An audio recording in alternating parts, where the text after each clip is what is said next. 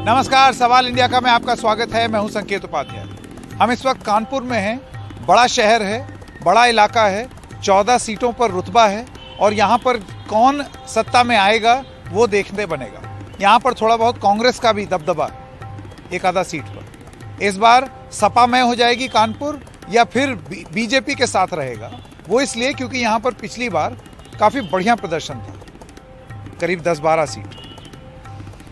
लेकिन एक कानपुर से उठकर एक सवाल है जिसका उत्तर प्रदेश से लेना देना है, और लेना देना इस तरीके से है कि पंजाब में कैंपेनिंग करते करते वहाँ के जो मुख्यमंत्री हैं चरणजीत सिंह चन्नी, उन्होंने एक बात बोल दी। कुछ अपने वहाँ पर समर्थकों को कुछ बोल रहे होंगे, जिसमें बोलते बोलते वो ये बोल गए कि ये जो यूपी के, बिहार के, दिल्ली के भैये हैं, इनको यहाँ नहीं आने देना है। और उस पर खूब ताली पीटी गई। सब जो बड़े नेता थे, प्रियंका गांधी जो हैं वो भी उनके साथ थी, सब ताली बजा रहे थे, शोर मचा रहे थे, हो हल्ला कर रहे थे। ये जो भैये शब्द का प्रयोग पंजाब में जिसका प्रचलन है और जिसका जिक्र चरणजीत सिंह चन्नी ने कर दिया है, ये कोई बहुत सम्मान में बोला हुआ शब्द नहीं होता है।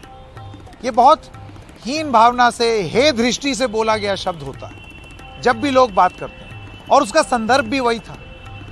तो बड़ी बात यह है कि पंजाब की राजनीति के लिए आप यूपी और बिहार की बदनामी करेंगे, अस्मिता पर चोट पहुंचाएंगे, भैये जैसे शब्द का समर्थन करेंगे। और ये अगर भैये ना जाएं वहां पर काम करने तो पंजाब की फैक्ट्रियां कैसे चलेंगी, पंजाब में काम कैसे होगा, खेतों में काम कैसे होगा।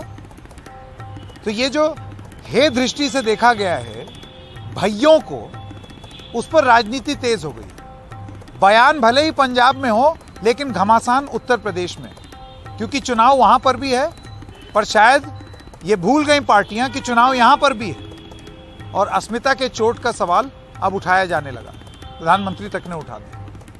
आइए पहले स्पष्टीकरण सुन लेते हैं चरणजीत सिंह चन्नी ने क्या बोला और उस पर प्रियंका गांधी वाड्रा का स्पष्टीकरण क्या था। कुछ मेरे बयान को इन्होंने अपने तरीके से पेश किया है। मैं फिर कहना चाहता हूं कि जो दुर्गेश पाठक, संजय सिंह, केजरीवाल जैसे लोग बाहर से आकर खलल डालते हैं, मैंने उनके बारे में बात की है। लेकिन जो यूपी, बिहार, राजस्थान या जहाँ जहाँ से भी लोग पंजाब में हम आते हैं और पंजाब में काम करते हैं, पंजाब उनका भी उतना ही है जितना हमारा है। इसलिए इसको गलत तरीके से पेश करना सही नहीं है। ये कुछ भी घुमा के इस तरह से इनके साथ पूरी मीडिया है, आप लोग सब इनका समर्थन करते हैं। नहीं करते, नहीं आप करते हैं, सच्चाई आप जानते हैं, ठीक है। तो ये क्या करते हैं कि किसी भी चीज को लेके उसको घुमा के पब्लिक के सामने इस तरह से प्रेजेंट करेंगे कि भाई बहुत बड़ा अपमान हो गया। चन्नी जी क्या कह रहे थे, एक संदर्भ में बात कर रहे थे। वो बेसिकली ये कह रहे थे कि पंजाब की सरकार पंजाबियों से चलनी चाहिए।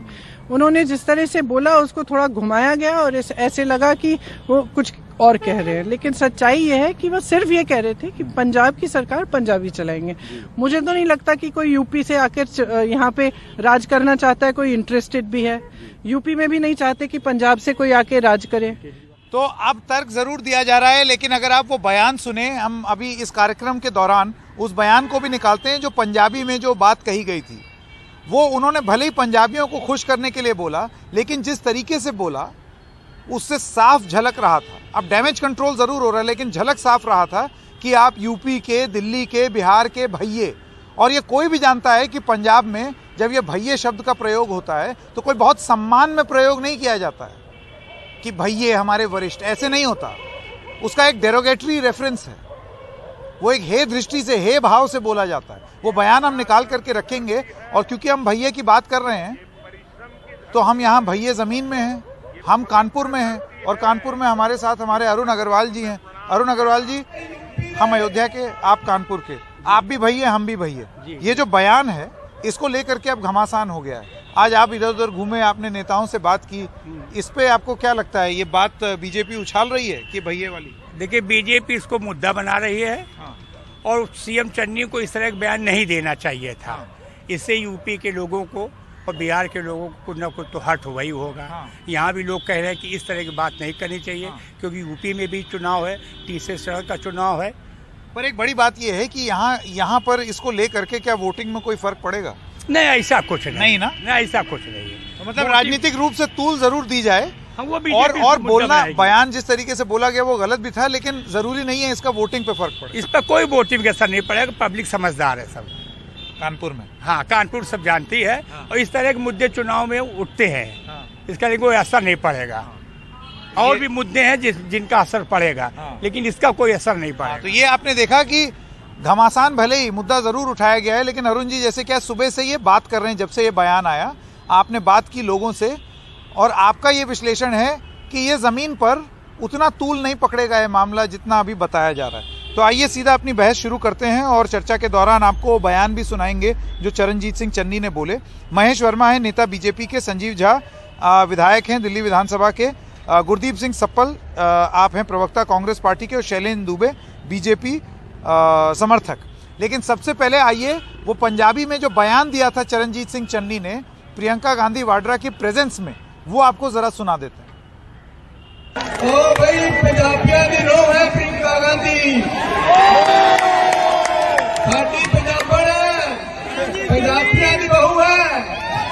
एक से तगड़े होके एक पासे हो जाओ पंजाबियों। ये जेड़े यूपी दे, बिहार दे, दिल्ली दे भैया आके इत्थे राज करदे ने, बड़ नहीं रखना। महेश वर्मा जी और सप्पल जी, पहले आप दोनों से, सप्पल जी आपसे शुरू करते हैं। आप किसी, मैं संदर्भ समझ गया, दोनों लोगों का स्पष्टीकरण भी हमने सुन लिया, लेकिन जब आप किसी एक कि पंजाब में पंजाबियों की सरकार बने, जब आप पंजाबी अस्मिता की बात करते हैं तो उसमें यूपी के, बिहार के, दिल्ली के भैये इस तरीके की बात बोल करके क्या ये नफरत और बांट करने की बात नहीं हुई? क्या ये विभागी मानसिकता नहीं है कि आप थोड़ा सा विभाग कर दें, बांट दें, अगले की बुराई करके अपने आप को ऊंचा दिखाएं, मेरी अस्मिता दूसरे की अस्मिता से ज्यादा बड़ी दिखाएं? अगर ये आलोचना होगी तो आप इसका जवाब किस तरीके से देंगे? संकेत जी, आपने जो शुरू में भी इंट्रोड्यूस किया और ये बोला कि चन्नी साहब ने बोला कि यूपी बिहार के भैया पंजाब नहीं आ सकते, अभी आपने खुद दिखाया कि उन्होंने बोला यूपी बिहार दिल्ली के भैये पंजाब पे राज नहीं कर सकते, राज नहीं कर सकते, ये नहीं बोला काम नहीं कर सकते। और ये केजरीवाल जी के लिए बोला गया था। और आज मोदी जी को, अगर मैंने ऐसा बोला है तो मुझे पूरी बात, मैं माफी मांगता हूँ। हाँ, संदर्भ हमारा यही था, देखिए पंजाबी कमजोर है, लेकिन संदर्भ यही था कि वो राज नहीं कर सकते, हाँ, कि वो वहां पर, मैं सबसे पहली बात तो आपसे यही सवाल पूछ दूं, कौन से कानून में लिखा है कि यूपी और बिहार का आदमी जो है वो पंजाब का मुख्यमंत्री नहीं बन सकता? मैं इसी का जवाब देना चाहता हूं आपको, इसी का जवाब देना चाहता हूं। कितने सारे पंजाबी यहाँ बसे हुए हैं उत्तर प्रदेश में। संकेत जी, आप मुझे बोलने देंगे तो मैं जवाब दूंगा, है ना। मोदी जी को भी ये बात आज बुरी लगी। मोदी जी गुजराती अस्मिता के मैस्कट हैं, इस देश में सबसे बड़े मैस्कट हैं। क्या मोदी जी ये डिक्लेयर कर सकते हैं कि अगले गुजरात इलेक्शन में कोई पंजाब के व्यक्ति मुख्यमंत्री बनेगा? वो तो बहुत स्ट्रांग लीडर हैं। वो खट्टर साहब को आरएसएस से निकाल के उन्होंने हरियाणा का सीएम बना दिया। क्या वो कभी खट्टर साहब को कहेंगे असम का सीएम बना देंगे हम, या विप्लव देव को वो कर्नाटक का सीएम बना सकते हैं? हर स्टेट के अंदर उस स्टेट के व्यक्ति सीएम बनता है। ये बात कोई नई बात तो है नहीं, ये क्योंकि दिल्ली से आके नहीं, तो मेरा ये कहना है सपल जी, ये बात कहां से आ गई? हाँ, ये इसलिए आ गई, बात कहां से आ गई कि बाहर से चीफ मिनिस्टर आएगा? हाँ, इसलिए आ गई क्योंकि पंजाब में एक ही नारा चल रहा है, एक मौका केजरीवाल को। केजरीवाल दिल्ली के सीएम है। दूसरी बात, अगर जो जॉब वाली बात आपने की वो बहुत जरूरी बात है, क्योंकि क्या बिहार के, यूपी के, दिल्ली के लोग पंजाब में आके काम नहीं कर सकेंगे? ये मुद्दा आज चर्चा होनी चाहिए, क्योंकि आज ही मोदी जी की पार्टी रूल कर रही है हरियाणा में, और उसने कहा कि हरियाणा के 75% जो जॉब्स हैं वो केवल हरियाणा के लोगों के लिए होंगे, उसमें यूपी का, दिल्ली मुझे का, समझ में नहीं आ रहा। समझ में हरियाणा में जब बीजेपी ये करती है, कदम उठाती है, तो सप्पल साहब कहते हैं ये कितनी गलत बात है, ऐसा नहीं होना चाहिए। लेकिन पंजाब में आप खुद वही चीज करना चाह रहे हैं। मेरा तो सवाल यही है, क्यों बाहर से लोग नहीं आ सकते काम करने? आप बात पूरी होने दीजिए मेरी। आज हरियाणा ने कानून बना दिया कि दिल्ली के लोग गुड़गांव, अंबाला, फरीदाबाद, सोनीपत, पानीपत में काम नहीं कर सकते, बिहार के लोग काम नहीं कर सकते। उस पर चर्चा नहीं करेंगे। और केजरीवाल ने यही वायदा केजरीवाल ने गोवा में किया है कि 80% सीटें गोवा में गोवा वालों के लिए होगी, उत्तराखंड में 80% सीटें उत्तराखंड वालों के लिए होगी। तो जो लोग रोक रहे हैं जी, तो फिर लोगों को, फिर क्या आप अपने आप को फिर किस अधिकार से ये बोलते हैं? चर्चा नहीं करेंगे। गोवा में आप इस बात का विरोध करेंगे हरियाणा में आप इस बात का विरोध करेंगे, लेकिन पंजाब में आप खुद करेंगे, तो ये तो सारे लोग एक ही जैसी बात, ये सब नेशनलिज्म क्यों? नहीं, अच्छा, ये ऐसा नहीं है कि यूपी बिहार के लोग वहां पर क्या अर्थव्यवस्था नहीं चला रहे हैं? हाँ, बसें भर भर के यहाँ से पंजाब से लोग लेकर के जाते हैं, यूपी बिहार से वर्कर्स। हम इसका विरोध कर रहे हैं कि देश का वर्कर कहीं भी जाके काम कर सकता है, ये हम कह रहे हैं। हमने कहा मुख्यमंत्री कौन बन सकता है? क्या फिर से मैं पूछता हूं, क्या विप्लव देव कर्नाटक के मुख्यमंत्री बना सकते हैं? उनको वो कोल्ड स्टोरेज से निकाल कर लाए थे मोदी जी, अचानक से मुख्यमंत्री बना दिया त्रिपुरा का, बना दे कर्नाटक का। अगर ऐसी महेश वर्मा जी, आप जवाब दें इसका। सच ये है कि हर महेश वर्मा जी, मुझे ये समझ में नहीं आ रहा भाई, ऐसे आपने बोला वहां पर नारा चल रहा है एक मौका के, आप ये कह रहे हैं वहां नारा चल रहा है एक मौका केजरीवाल नू, ठीक है, लेकिन सारे जो कैंडिडेट्स हैं या सारी पार्टियां जो हैं वो अपने बड़े बड़े जो चेहरे होते हैं, दिल्ली वाले चेहरे, केंद्र के चेहरे, उनके नाम पर चुनाव लड़ते हैं। प्रियंका गांधी भी तो प्रचार कर रही हैं, राहुल गांधी भी प्रचार कर रहे हैं। जब वो केजरीवाल नू कह रहे हैं तो ये भी आप जानते हैं आम आदमी पार्टी ने अपना सीएम फेस डिक्लेयर किया हुआ है वहां पर। तो ऐसा नहीं है कि केजरीवाल वहां मुख्यमंत्री बन जाएंगे, ये सवाल मैं आपसे पूछना चाह रहा हूं। तो ये जरूरत आपको क्यों महसूस हुई कि आप ये एहसास दिलाएं कि बाहर ही आ रहे हैं? सप्पल जी, बहुत स्पष्ट बात है, पूरा चुनाव कैंपेन वहां पे व्यक्ति केंद्रित है। दिल्ली मॉडल पे केजरीवाल चुनाव लड़ रहे हैं, वो अपने लिए वोट मांग रहे हैं। भगवंत मान तो एक मुखौटा है वहां पे, इसकी बात की गई है। और मेरा फिर ये सवाल है आपसे, आज ही की तारीख में, आज की खबर है कि हरियाणा, यूपी, बिहार के लोगों को आने से रोक रहा है काम करने के लिए, उस पर चर्चा क्यों नहीं करेंगे आप? उस पर चर्चा क्यों नहीं करेंगे कि केजरीवाल ने कहा बिल्कुल चर्चा होगी गोवा में, हर जगह यहाँ पर हमने भाई ऐसा है। सवाल ये है कि जो मुख्य जब ये हरियाणा की बात हुई थी, जब ये हरियाणा का ये ऑर्डर हुआ था, तो यही इसी एनडीटीवी, मुझे अच्छे से याद है, एनडीटीवी में हमने डिबेट की थी कि आप इस तरीके से सब नेशनलिज्म नहीं कर सकते। महेश वर्मा जी, मैं आपके पास आना चाहता हूँ।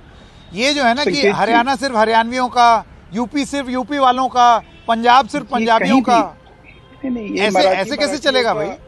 नहीं, मराठियों का ये बिल्कुल नहीं चलेगा। और मैं इस बात नहीं, तो आरोप आप पर भी है। हरियाणा में आपने शुरुआत की, नहीं, हरियाणा, बिहार, उत्तर प्रदेश या पंजाब या कहीं भी कुछ भी हो, सुप्रीम कोर्ट में या जिसने भी कहा हो, जिसने भी कुछ कहा हो, आपकी सरकार ने कानून बनाया, इस तरह के वाकया, इस तरह की घटना, मैं इस बात के लिए एनडीटीवी को बधाई भी देता हूं और धन्यवाद भी करता हूं कि कम से कम जिस चीज को, जिस संवेदना के साथ आपने इस बात को उठाया है, आपको कहीं, आपकी जमीर ने कहीं आपको ललकारा है। लेकिन आज सप्पल जी और इनकी पार्टी की जमीर जो है वो इस बात के ऊपर धिक्कार है। और मैं आपको एक जिम्मेवारी के साथ बात कह रहा हूँ कि मैं चुनाव आयोग में इसको लेकर, नहीं देखिए ऐसा है वर्मा जी, जमीर का तो नहीं, एक सेकंड, बयान हर राजनीतिक दल, आज कांग्रेस ने किया है, आज कांग्रेस ने किया है, कल बीजेपी करेगी, परसों कोई और पार्टी करेगी, सभी लोग कर रहे हैं। जो है एक बड़ी, संकेत जी, मेरा सवाल स्पष्ट, हरियाणा हरियाणवियों का, यूपी वालों का नहीं चलेगा। ये कोई मजाक की बात नहीं है। आप गरीब और सुप्रीम कोर्ट से पास करवाया कि यूपी बिहार का आदमी, वर्मा जी, आप इस और दिल्ली का भी नहीं कर सकता। आज पंजाब में, यूपी बिहार के लोग क्या आतंक फैलाने आते हैं कि जो कह रहे हैं कि तुम इस बार ऐसे वोट की चोट मारो कि ये भैया आ ना सके। बयान ये है, देश को तोड़ने का बयान दे रहे हैं वो। और इस चुनाव के दौरान संवैधानिक पद पर बैठा हुआ व्यक्ति अगर इस तरह का बयान दे रहा है, चुनाव आयोग को संज्ञान लेना चाहिए और इस व्यक्ति को अयोग्य ठहराना चाहिए। इस पार्टी की, कांग्रेस का एफिलिएशन रद्द करना चाहिए, जिसकी जनरल सेक्रेटरी प्रियंका गांधी उसका समर्थन कर रही हैं और वो आज की डेट में भी कर रही हैं। और उसका मेरा ये हमारा सीधा सवाल है, संकेत जी, सीधा सवाल है कि आज अगर सप्पल जी अगर आज इस तरीके का बयान, एक सेकंड, इस तरीके का बिल्कुल ऐसा ही बयान अगर प्रधानमंत्री दे दिए होते या अमित शाह दे दिए होते और हम बिल्कुल यही बहस कर रहे होते, तो आप अभी जो मैं बोल रहा हूं उससे आप सहमत होते? आप सहमत होते? मोदी, हाँ एक मिनट संकेत जी, मोदी ये बयान जिस तरीके से दिया गया वो आपत्तिजनक है संकेत जी, कि राज नहीं कर सकते। मेरा सवाल यही है, मूल प्रश्न क्यों? संकेत जी, मैं जवाब दे दूं इसका। मोदी जी ने तो बिहार चुनाव में बात की थी, डीएनए की, आप भूल गए? बिहार चुनाव में मोदी जी, अमित शाह, एक एक करके सप्पल जी, अगर किसी की बदनामी करना था तो मोदी जी ने बिहार के डीएनए पे बोला था ना, हम भूल गए ये बात। और महेश जी, मैं फिर उसी बात पे आता हूं, आपकी सरकार ने आज ही हरियाणा में दिल्ली बिहार यूपी के लोगों के काम करने पे पाबंदी लगाई, 75% सीटें मना कर दी, नहीं मिलेंगी। इस पे बोलिए ना, जो आप मुझे कह रहे हैं बिल्कुल वो आपकी सरकार ने बिल्कुल कानून बना दिया है। ये दोनों बातें कही जाएंगी, ये दोनों बातें अपनी जगह सही है। पर आम उन्हीं यूपी बिहार के लोगों को काम करने से हरियाणा में भी रोका जा रहा है, और बिल्कुल वैसी ही बात नहीं, बिल्कुल वैसी ही बात पंजाब में हो रही। तो ऐसा नहीं है कि वो कर रहे हैं तो आप भी करें। पंजाब में क्यों नहीं राज? मैं तो आपने जैसे बोला सप्पल जी आपने ये बोला कि वो राज नहीं कर सकते, मैं पूछ रहा हूं क्यों नहीं? केजरीवाल के सीएम बनने के हक पे बात की गई है, और ये मैं स्पष्ट बोल रहा हूं, क्या मोदी जी किसी पंजाब के व्यक्ति को गुजरात का सीएम प्रोजेक्ट करेंगे? बताइए मुझे। संजीव झा मैं आपके पास आना चाहता हूं। कांग्रेस पार्टी का, एक सेकंड, कांग्रेस पार्टी का पूरा दावा ये है कि ये बखेड़ा खड़ा ही इसलिए हुआ है संजीव झा जी, क्योंकि उनको ये लगता है कि भगवान मान आएंगे और अगर वो जैसे चीफ मिनिस्टर बनते भी हैं तो फिर उनको हटा दिया जाएगा और कोई बाहर से ला करके बिठा दिया जाएगा। इस वजह से नारा लग रहा है एक मौका केजरीवाल नू। संकेत जी, कल जो चन्नी साहब ने बयान दिया पूरे देश ने देखा, आप सबने देखा, आज हम उस पर डिबेट कर रहे हैं। प्रियंका गांधी वाड्रा उस मंच पे मौजूद थी, आज उनकी सफाई भी मैं सुन रहा था। तो अगर उनको इस बात का दर्द होता तो उसी मंच से सफाई देते कि हमारा मंशा ये नहीं था, पहली बात। दूसरी बात संकेत जी, मैं बिहार से हूं, मैं दिल्ली में विधायक हूं और पंजाब में चुनाव प्रचार करने आया हूं। ये कह रहे हैं कि किसी दो व्यक्ति के लिए उन्होंने नाम लिया कि दुर्गेश पाठक, संजय सिंह, उन्होंने नाम लिया। मान लीजिए यही था तो नाम ले लेते। आप कह रहे हैं यूपी बिहार के भैये को नहीं आने देंगे, तो ये इसका मतलब आपकी ये सोच को दर्शाता है, ये कांग्रेस का सोच दर्शाता है कि कांग्रेस का सोच किस तरह का है। एक बात जान लीजिए, आज ये सफाई भी इसलिए आया क्योंकि पंजाब में विरोध हो रहा है। पंजाब में विरोध केवल यूपी बिहार के लोग नहीं कर रहे हैं, पंजाब के लोग भी कर रहे हैं, क्योंकि यहाँ पर बॉन्डिंग बहुत है। ये पंजाबियत का जो मिजाज है वो जिंदा दिल मिजाज है। पंजाब किसी को क्षेत्र के नाम पर, रंग के नाम पर विभेद नहीं करता। तो इस बात का रोष जो पंजाब के लोग हैं उनमें भी है कि आज चुनाव में आप नफरत के बीच बोल रहे हैं।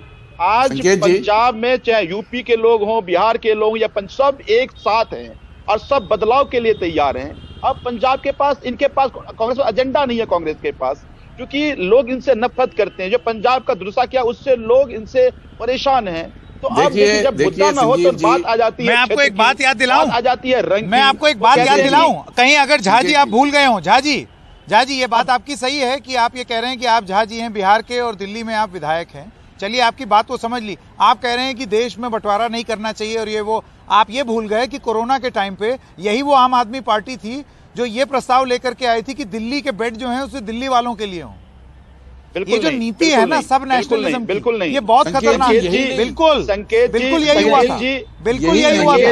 आप वो प्रस्ताव लेकर के आए थे कि दिल्ली के कोरोना के बेड सिर्फ दिल्ली वालों, क्योंकि बाहर से सब लोग आ जाएंगे, क्योंकि हमारी स्वास्थ्य व्यवस्था जो है बड़ी अच्छी है। संकेत जी, सारी राजनीतिक दल यही काम करते हैं, इसको मिस इंटरप्रेट कर रहे हैं। क्या है ना, दूसरे को लेक्चर देना बड़ा आसान है। जितने भी बड़े हॉस्पिटल्स हैं उसमें ये कहा गया था कि कोई भी दिल्ली में कोई भी व्यक्ति आके इलाज करा सकता है। कभी नहीं कहा गया कि केवल दिल्ली के लोग इलाज करा सकते हैं। नहीं, ये जरूर है। आम आदमी पार्टी के नेता, मैंने डिबेट किया जरूर है। आप फैक्ट्स को झुटलाया नहीं जा सकता, यही डिबेट किया हमने। आम आदमी पार्टी ने ये बोला था कि दिल्ली में इलाज दिल्ली वालों का हो, नहीं तो बाहर से लोग आकर के बेड भर देंगे। आप मुझे पूरा करने दीजिए संकेत जी, ऐसे बीच में टोक लेंगे तो मुश्किल, मैं अपनी बात पूरा नहीं कर पाऊंगा। दिल्ली में जो जितने भी बड़े हॉस्पिटल्स हैं, चाहे वो एम्स हो, चाहे सफदरजंग हो, चाहे राम मनोहर लोहिया हो, उस सभी अस्पताल में ये कहा गया था कहीं से भी लोग आके इलाज कर सकते हैं। हाँ, कुछ जो रीजनल हॉस्पिटल्स हैं जहां पे लोड बहुत ज्यादा था और पेशेंट को बेड नहीं मिले, जरूर कहा गया था कि उनके लिए बेड की व्यवस्था की जाए, क्योंकि अचानक अब आप चाहे कुछ लोड बहुत बढ़ गया था, सबको मालूम है उस समय आम आदमी पार्टी ने क्या कहा। बहरहाल शैलेंद्र दुबे, नहीं तो बढ़ गया तो बढ़ गया। देखिए ऐसा है कहीं भी, तो अगर कभी नहीं कहा गया कि एम्स में भर्ती नहीं किया जाएगा, कभी नहीं बीमार हो जाता हूँ तो क्या शिवसेना ये बोल देगी कि हम ऑलरेडी पेशेंट थे उसमें? नहीं, लेकिन एक सवाल नहीं, हर राजनीतिक दल जो है वो सब नेशनलिज्म करता है कि मेरा राज्य, मेरा क्षेत्र, मेरा कस्बा, ये एक बड़ी गंदी सी एक आदत सबको लग गई है। मैं शैलेंद्र दुबे आपके पास आना चाहता हूँ। नहीं, आपने देखिए, आपने अभी अरुण अग्रवाल जी की बात सुनी। संकेत जी, आपने शैलेंद्र दुबे, आपने अभी अरुण अग्रवाल जो हमारे सहयोगी हैं कानपुर में, उनकी बात सुनी कि बीजेपी भले ही इसको सेंकने की कोशिश करे लेकिन जनता समझदार है। वो अस्मिता की बात ठीक है, लेकिन ऐसा नहीं है कि उसके चक्कर में यहाँ पर चुनाव के नतीजों में कोई फर्क पड़ जाएगा। लोगों को जिस आधार पे वोट देना है वो देंगे। संकेत जी, दिलों में गर पली बेजा कोई हसरत नहीं होती। संकेत जी, दिलों में गर पली बेजा कोई हसरत नहीं होती। हम इंसानों को इंसानों से यूं नफरत नहीं होती। मैं कांग्रेस पार्टी के मूल की बात करना चाहूंगा, जिस पार्टी के मूल सिद्धांत में विभाजन करो और राज्य करो, डिवाइड एंड रूल की नीति हो। कांग्रेस का संस्थापक कौन था? एयो ह्यूम। और कांग्रेस की राष्ट्रीय महासचिव प्रियंका गांधी जी ने पहले जो भाषण दिया है हिस्ट्री, एक सेकंड दुबे जी, ये हिस्ट्री आप ले आए। अभी वो सपा फिर बोलेंगे कि ये यही सेम चीज आप नौकरियों में हरियाणा में कर रहे हैं। आम आदमी पार्टी ने बिस्तरों को लेकर के दिल्ली में किया। संकेत जी, मैं फैक्चुअल बता रहा हूं, मैं क्रियान्वयन की बात कर रहा हूं। एक विभाजनकारी नीति जो है वो हर राजनीतिक दल अपने फायदे के लिए, ये अपनी अस्मिता ऊपर करने के लिए दूसरे को क्यों गिराया जाए? संकेत जी, जब जो है प्रत्येक व्यक्ति ये क्लेम करे कि नहीं मैं ज्यादा अच्छा हूं तुलनात्मक दूसरों के, तो आपको क्रियान्वयन देखना पड़ेगा। और क्रियान्वयन में अगर मैं मौजूदा स्थिति की आकलन करूं तो आज पंजाब जीडीपी के मामले में 15वें स्थान पे, बिहार उससे ऊपर पायदान पे 14 स्थान पे, उत्तर प्रदेश दूसरे स्थान पे। तो ये किस दिशा में ले जाना चाह रहे हैं? किस विकास की बात करना चाह रहे हैं? जरा जवाब दें आप। क्या किसी दूसरे दल के, जो आप बीजेपी के आप शीर्ष नेतृत्व की बात कर रहे थे, बीजेपी के किस संवैधानिक पद पर बैठे व्यक्ति ने, मंत्री ने या मुख्यमंत्री ने यह कहा है कि नहीं इस राज्य का मुख्यमंत्री सिर्फ इसी राज्य से होगा? आप क्यों गलत तथ्य दे रहे हैं? हाँ, ये बात ठीक है। मैं आपको बता दूं कि किसी भी विधायिका का सदस्य होने के लिए जो प्राथमिक अनिवार्यता है वो क्या है? व्यक्ति का भारत का नागरिक होना। मैं मुख्यमंत्री बन सकता हूं, आप बन सकते हैं, मैं तमिलनाडु का बन सकता हूं। ये कौन सा तरीका हो गया?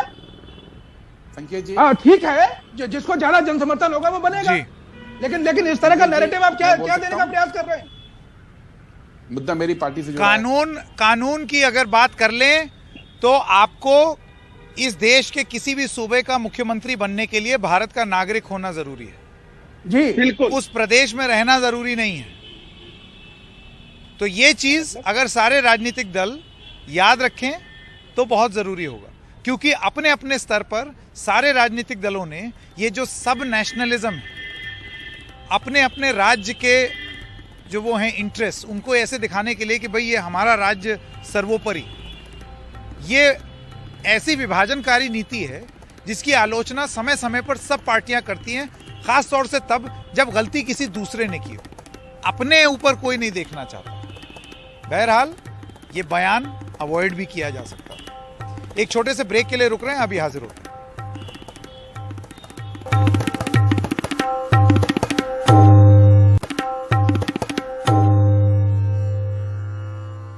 और आइए अब आपको बता दें कि पूर्व प्रधानमंत्री डॉक्टर मनमोहन सिंह ने क्या कहा। उन्होंने एक भाषण में ये बोला कि अपनी गलतियों के लिए भी मौजूदा सरकार इतने सालों बाद भी अभी भी नेहरू को दोष देती है। ਦੇ ਦੌਰ ਵਿੱਚ ਕੇਂਦਰ ਸਰਕਾਰ ਦੀਆਂ ਕੋਝੀਆਂ ਨੀਤੀਆਂ ਕਾਰਨ ਜਿੱਥੇ ਇੱਕ ਪਾਸੇ ਲੋਕ ਡਿੱਗ ਰਹੀ ਆਰਥਿਕਤਾ, ਵੱਧਦੀ ਮਹਿੰਗਾਈ ਅਤੇ ਬੇਰੁਜ਼ਗਾਰੀ ਤੋਂ ਪਰੇਸ਼ਾਨ ਹਨ, ਦੂਜੇ ਪਾਸੇ ਸਾਡੇ ਅੱਜ ਦੇ ਹਾਕਮ 7.5 ਸਾਲ ਸਰਕਾਰ ਚਲਾਉਣ ਦੇ ਬਾਅਦ ਵੀ अपनी गलतियां नूं मन के उन्हां विच सुधार करन दी बजाय लोकां दियां समस्यावां लई अपने पहले प्रधानमंत्री पंडित जवाहर लाल नेहरू नूं जिम्मेदार ठहराउण विच लगे हन।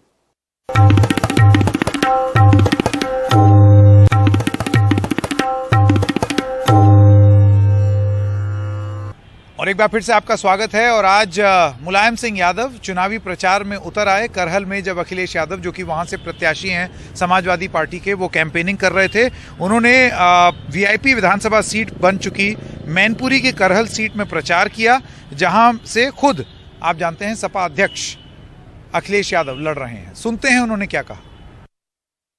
किसान, नौजवान और व्यापारी, ये तीनों मिलकर देश को मजबूत करेंगे, यही मेरी अपील है। और इसी के साथ हम सभी साथियों से कहना चाहते हैं, आज बड़ी भीड़ आई है, मामूली बात नहीं है। इतनी भीड़ कभी होती नहीं थी सभाओं में, आज लाखों लोग हैं। इसलिए हैं बड़ी उम्मीद के साथ आए हैं। तो मैं विश्वास दिलाता हूँ समाजवादी पार्टी आपकी उम्मीदों को पूरा करेंगे और आपकी संपन्नता, किसानों की पैदावार, किसान, नौजवान और व्यापारियों को तीनों मिलकर के देश का विकास करेगी समाजवादी पार्टी।